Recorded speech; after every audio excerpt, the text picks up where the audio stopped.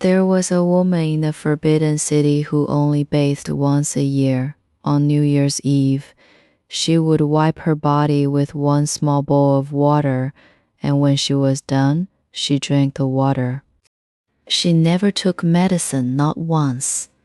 Not even when she was burning with fever. Not even when she could barely stand.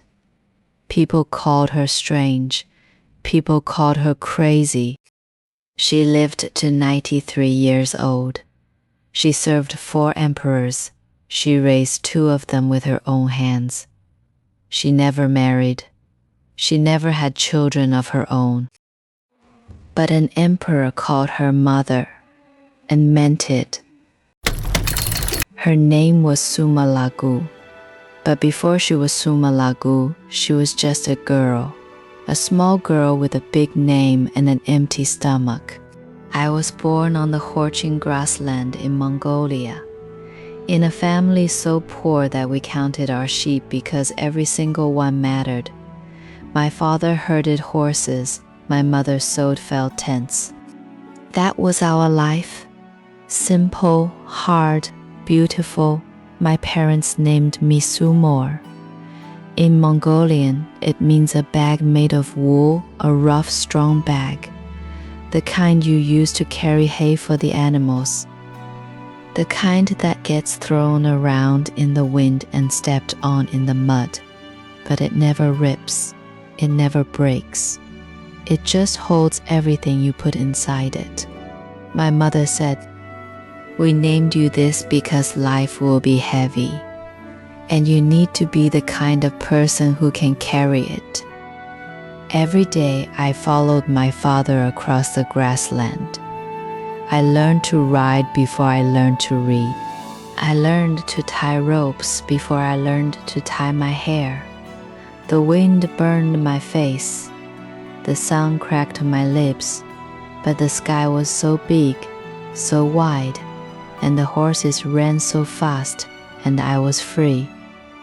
I never imagined, not once, that one day I would walk through the red walls of the Forbidden City, that I would stand behind emperors, that I would watch a century of storms pass by from inside those walls. But life does not ask you what you imagine. Life just picks you up like the wind picks up a wool bag, and it carries you wherever it wants. When I was 13 years old, a nobleman's household was looking for servant girls. I was chosen because my hands were quick and my eyes were bright. That is what they said. Quick hands, bright eyes, good enough for a servant. They sent me to serve a girl named Bambutai, a Mongolian princess.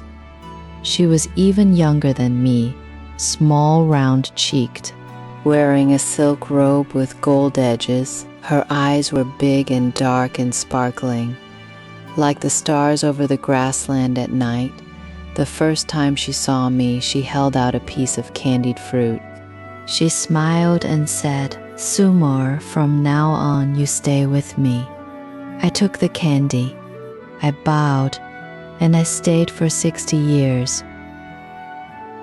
We were children together in name. I was her servant. But when the door was closed and nobody was watching, we were more like sisters. I helped her tidy the tent. She taught me to read Mongolian letters. I braided her hair. She shared her snacks with me. At night we lay on the same felt blanket, whispering about horses and the shapes of clouds. But the grassland did not keep us long. Bumbutai was promised in marriage to a powerful man named Hong Taiji. He was already married to Bumbutai's aunt. Now Bumbutai would join his household too. As a secondary wife, she was barely a teenager. The day we left home, my mother touched my head. Her hands were rough and warm. She said, "Child, you must be like the grass of the grassland. Wind cannot push it down. Rain cannot break it. It always stands back up. I held her hand. I wanted to cry, but I did not let the tears fall, not in front of her. I swallowed them, like I would swallow so many things in the years to come. I climbed onto the back of Bambutai's cart, and we bounced along the road for days, all the way to Shenjing, the Manchu capital. In the north, Shenjing was nothing like the grassland. The palace was 100 times more beautiful than our felt tents, but also 100 times colder. Not cold like winter, cold like people. The other wives in the palace were older, smarter, sharper. They had families with power. They had connections. They knew the rules of this game. Bambutai was young. She was honest. She said what she thought. In a place like that, honesty is dangerous. One day, another wife mocked her in front of everyone, said something cruel, something about her being just a girl from the grass, not fit for a palace. Bambutai ran to her room. She hid behind the curtain crying. I knelt beside her. I pulled a piece of milk candy from my sleeve. I had been saving it, warming it against my body all morning. I put it in her hand. My lady, I said, do not be afraid, I am here. She held the candy. She stopped crying. She looked at me, and I saw it in her eyes. Not just sadness, something harder, something like iron forming inside a fire. She would not break, I would make sure of it. From that day, I changed. During the day, I learned to watch people's faces, to read their moods, to know when to speak and when to be silent. At night, I sat by the oil lamp teaching myself Manchu, teaching myself Chinese characters, one by one, stroke by stroke. Every word I learned was another tool, another way to protect her. Because in a palace, the most dangerous weapon is not a sword. It is a word. In the first year of the Qing era, Hong Taiji declared a new dynasty. The Qing Dynasty, a new empire, needed new things, new flags, new seals, and new robes. Imperial court robes, the clothes that every official would wear when they stood before the emperor. These were not just clothes, they were a message that said we are one nation now. Manchu, Mongolian, and Chinese together. Bambutai pushed me forward. She told Hong Taiji sumo is good with her hands, let her try. Suddenly I was standing in front of the emperor with a pile of silk in my arms. My palms were sweating. My heart was pounding. This was not simple sewing. This was stitching 3 civilizations into one piece of cloth. I studied the Mongolian robe, wide sleeves, good for riding, but not practical for a court. I studied the Manchu hunting jacket, narrow arrow-shaped sleeves, good for pulling a bowstring. Practical, sharp. I studied the Chinese robe, toggle buttons down the front. Elegant, dignified. Then I took them apart and put them back together. I removed the wide Mongolian sleeves and replaced them with the narrow Manchu arrow sleeves. I embroidered cloud patterns from the grassland around the collar. I added Chinese toggle buttons down the front. 3 peoples, 3 traditions, 1 robe. I worked for 3 months. Night after night. The candle burned down to a stop. The needle slipped. It went into my finger. A drop of blood fell on the silk, red on white, like a tiny accidental flower. When the robes were finished, everything worked on horseback. The arrow sleeves were clean and sharp. In the court hall, the toggle buttons were dignified and proper. Even the old Chinese ministers nodded when they saw it. Hong Taiji ran his hand over the fabric. He smiled at Bumbo Tai and said, "This girl beside you has a clever mind." I stood behind Bumbo Tai. I saw the light in her eyes, pride, not for herself, for me. And I thought maybe the code of Shanjing is not so hard to bear after all. In the 8th year of Chengde, Hong Taiji died, suddenly without warning. The palace exploded into chaos. Hong Taiji had not named an heir. 2 men wanted the throne, Huj, his eldest son, and Dorgan, his younger brother. Both had armies, both had supporters. Soldiers were drawing swords in the courtyards. The palace smelled like iron and fear.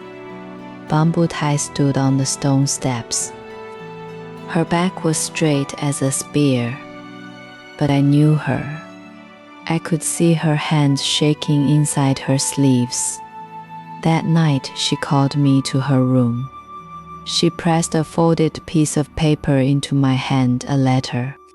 "Sumor," she said, "take this to Prince Rui's mansion to Dorgan. Tonight." I looked at the letter. I looked at her face. I understood. This letter was not just words. It was our survival. Bumbo Tai had a son, a little boy named Fulin. If the wrong man took the throne, Fulin would die, and so would we. I wrapped myself in an old cotton coat. I slipped out of the palace in the dark. The snow was falling, thick, heavy, the kind that swallows sound. When I reached Dorgan's mansion, his guards blocked me with their blades. A young woman alone in the middle of the night, in a snowstorm. I straightened my back. I said, "I am Sumor. I serve Lady Zhuang. I have urgent business with the prince." They made me wait outside in the snow. For 6 hours, my lips turned purple. My fingers went numb, but I kept the letter pressed against my chest, against my heartbeat, keeping it warm, because that letter was Bamboo Tai's trust in me. It was the lifeline of a mother and her child. When Dorgan finally saw me, his eyes were full of calculation. Cold, sharp, the eyes of a man weighing his options. I did not dare look up.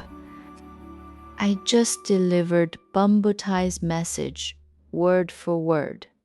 Clear and steady. You want the power to rule as regent. We want Fulin alive and on the throne. We can both get what we want. It worked.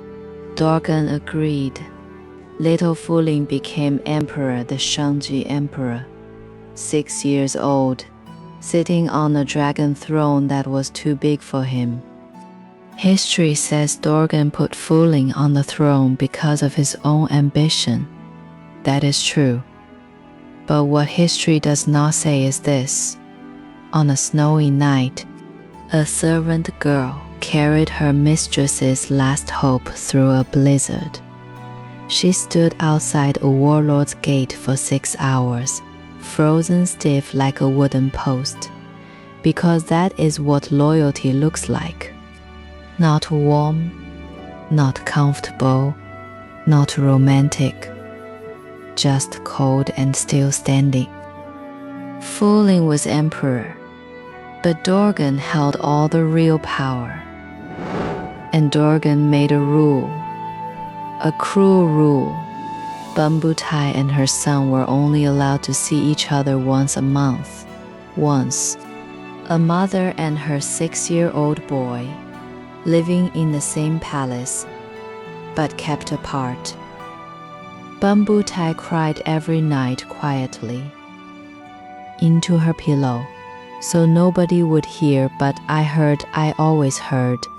So she asked me to do something small, something simple, but something that kept a mother's love alive. She made milk cakes with her own hands, Mongolian style, the kind we grew up eating on the grassland. She wrapped them in cloth and gave them to me, and I carried them through the corridors, past the guards, past the eunuchs, all the way to the little emperor's study room. I knelt beside Falling. I put the milk cake in his small hands. He held it with both palms, like it was made of gold. "This is from your mother," I said. "She made it herself." He bit into it. His eyes went wide. Then he smiled. A little boy's smile, pure, simple. Then I leaned close and whispered, "When you see the regent, be good. Be polite. Be quiet.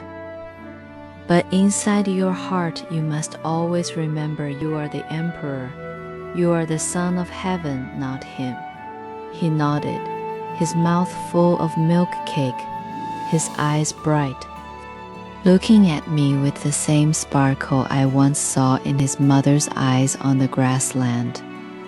Every few days I made that walk through the corridors, carrying milk cakes and messages, a bridge between a mother who could not visit and a son who could not leave. Nobody important noticed. I was just a servant carrying food. What could be dangerous about that? Everything. Everything was dangerous about that. Every cake was an act of defiance. Every whisper was a seed planted in a future emperor's heart. But they never caught me, because I was just a servant. Quick hands, bright eyes, invisible. In the 12th year of Shangji's reign, a nightmare came to the palace. Smallpox. In those days, smallpox was the most terrifying word in the world. It killed more people than wars, more than floods, more than famine. And it loved children. The third prince, Shuangye, caught it. He was barely 2 years old. The imperial doctors said he must be isolated, taken away from the palace, kept far from everyone else.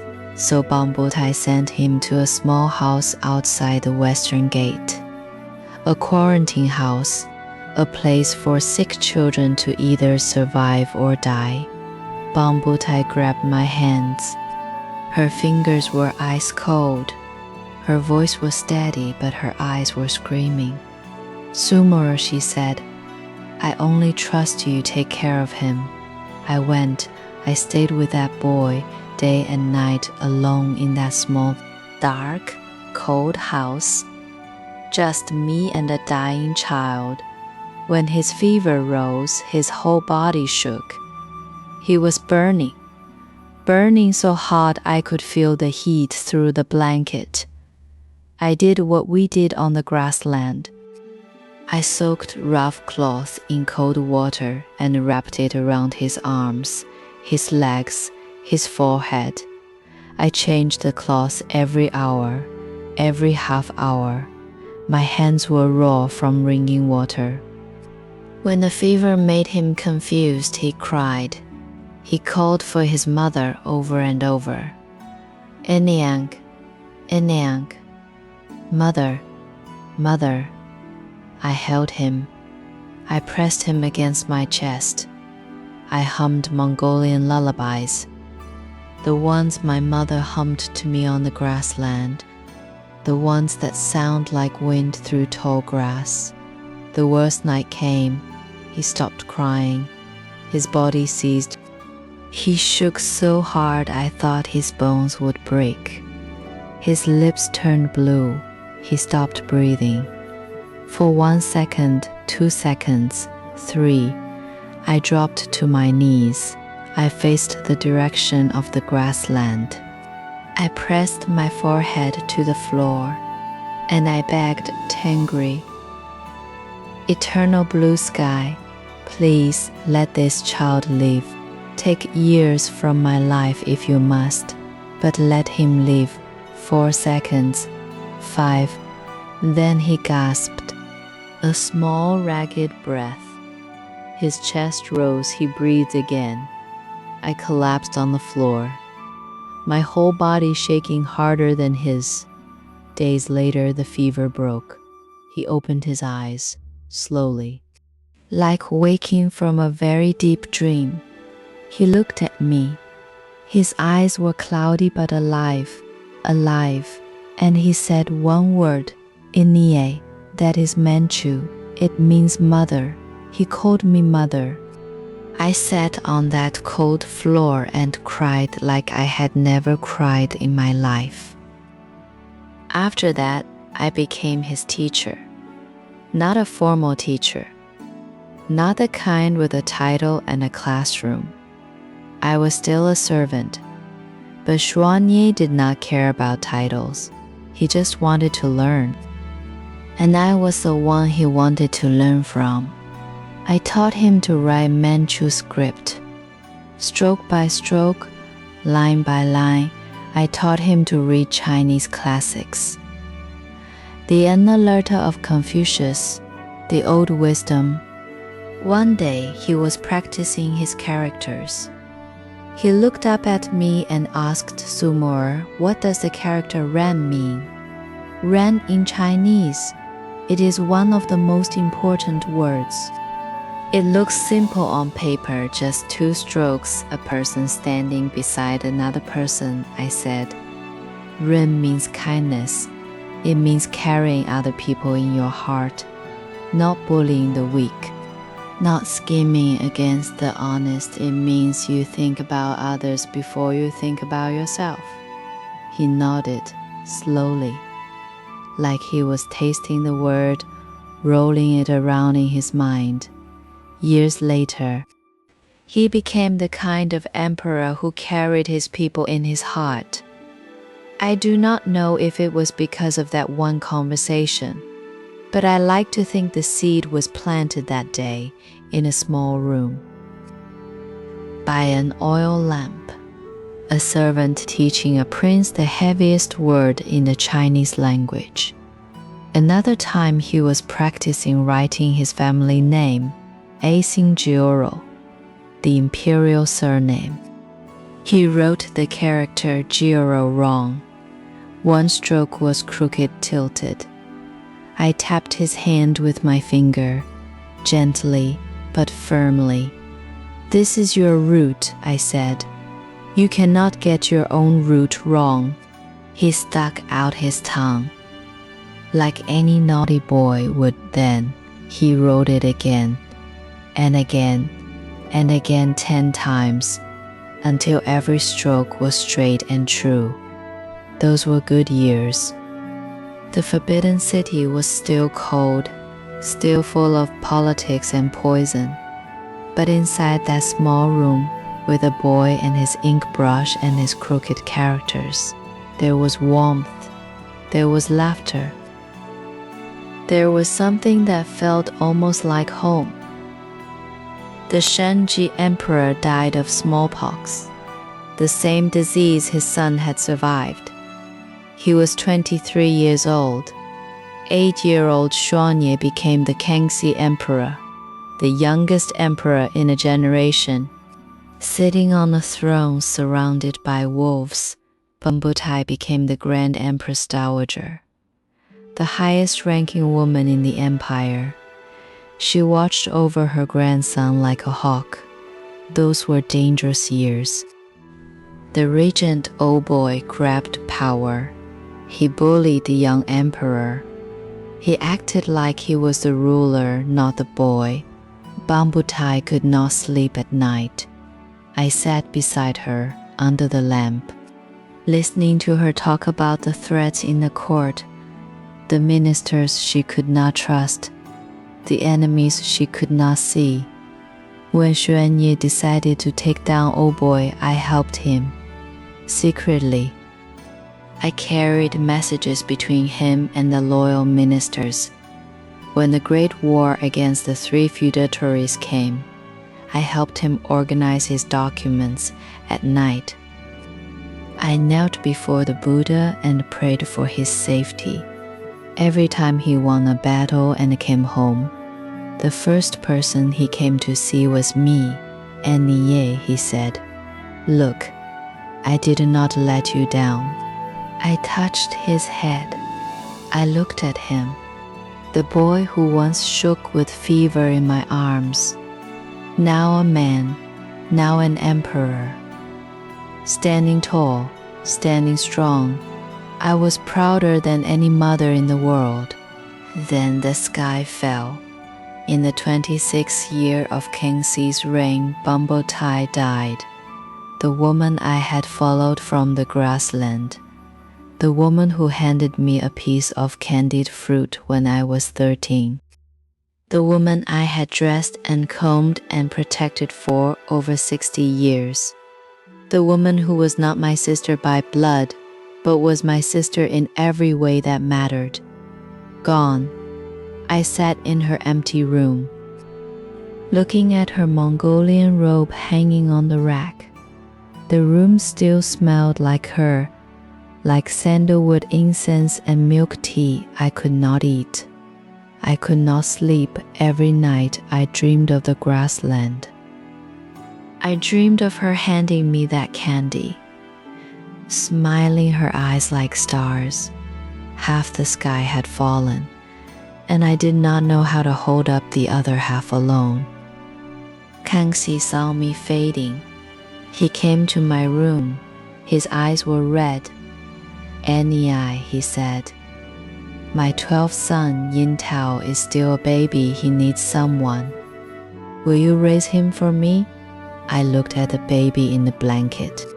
Round face, tiny fists, crying.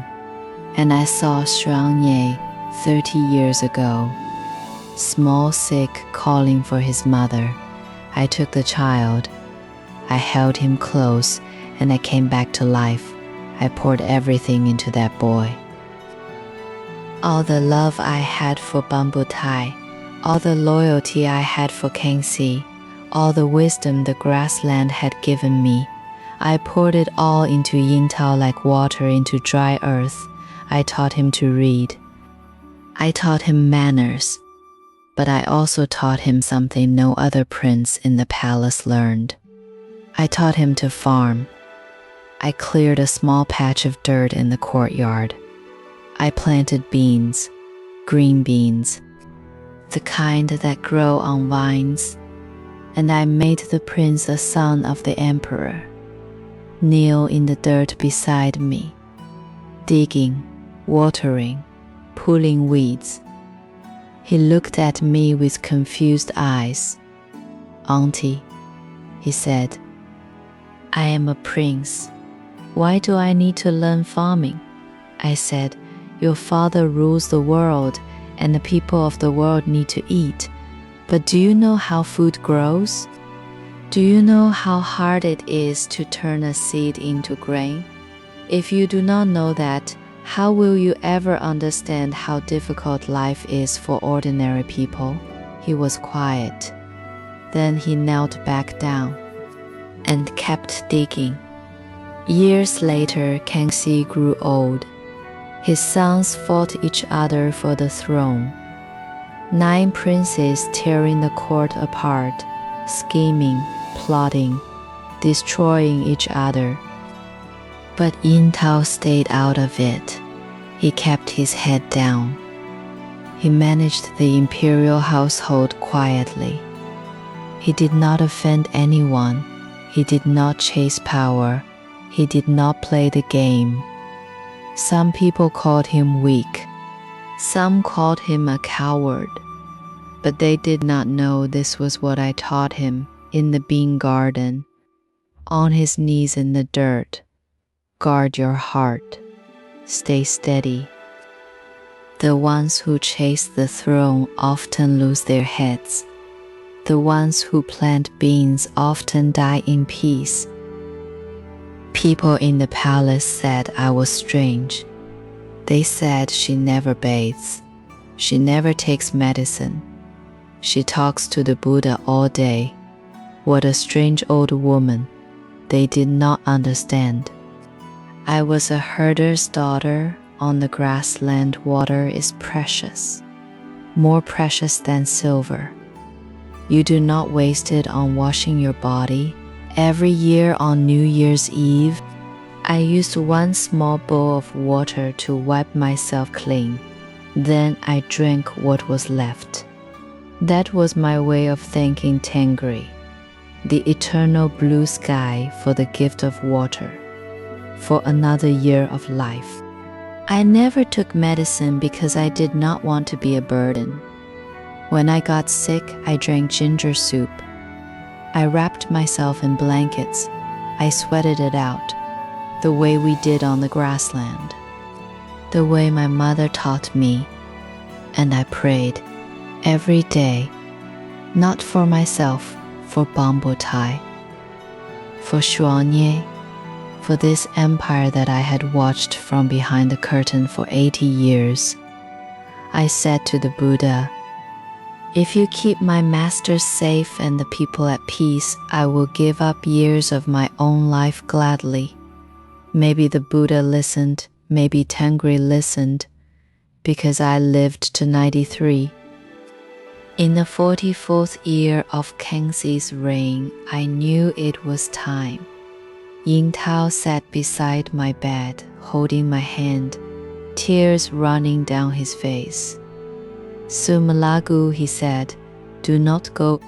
I have not even had the chance to take care of you in your old age. Cixi came too, the emperor of China, 70 years old. He held my other hand. His eyes were red. Anie, he said, wait a little longer. I have not repaid you yet. I smiled. I shook my head. My heart was full, so full there was no room for sadness. I thought about my life, from a herder's daughter on the scorching grassland to a servant in the Forbidden City. I lived through 4 reigns. I helped raise 2 emperors. I never married. I never had children of my own. But I had Xuanye who called me mother. I had Yin Tao who knelt beside me in the bean garden. And I had Bambutai, my lady, my sister, my star. That is enough. That is truly enough. I looked one last time at the red walls of the Forbidden City. Then I closed my eyes, and I was home. My father was herding horses. My mother was sewing the felt tent. The wind was blowing across the grass, and it smelled like mare's milk, sweet, warm, free. After I died, they told me Cixi gave me a funeral fit for an imperial consort, a servant buried like a consort. He placed my coffin beside Bambutai's tomb, so I could be near her, even in death. The princess came to mourn. Yin Tao cried so hard he could not stand. People say I received great honor, maybe. But I know the truth. It was not because I was powerful. It was not because I was clever. It was because I kept my word. That is all a bag made of wool, filled with suffering, filled with love, never ripping, never breaking, carrying everything that was put inside. So tonight, let me ask you something. Is there someone in your life who carries things for you? Quietly, without complaining, without asking for credit? Someone who brings you milk cakes when you are lonely? Who wraps cold cloths around your fever? Who teaches you hard words by lamplight? Who kneels in the dirt beside you and says, "This is how food grows"? Maybe it is your mother, maybe your father, maybe a grandmother, a teacher, a friend, someone whose name will never be in a history book, but whose hands held your world together tonight. Before you fall asleep, think of that person. Say their name, even if only in your heart, and say thank you. Because the palaces fall, the emperors die, the dynasties end. But the people who carry us quietly, steadily, without ever asking why, they are the ones who make everything real. You are someone's wool bag, strong enough to hold the heavy things, soft enough to hold the precious things. And somewhere, right now, the wind is blowing. But you are still standing. Good night, quiet one. Good night.